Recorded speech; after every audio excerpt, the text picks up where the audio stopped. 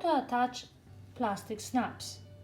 My kit came with a little tool to make a hole in a fabric and a tool to squeeze the snaps attachments. As you can tell, the top part of snaps is what we're familiar with. Then the parts that snap, there are two different parts, male and female. You make a hole with your tool.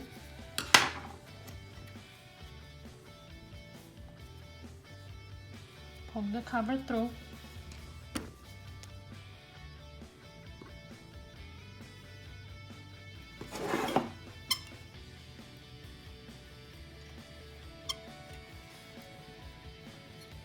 And squeeze. Now the second part, you need to be careful to do it the correct way. When you snap, the piece that snaps has to be on this side. So again, we make a hole.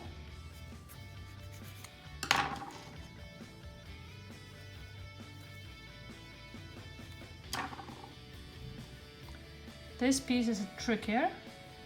This part goes on the inside. This part goes on the outside. And squeeze.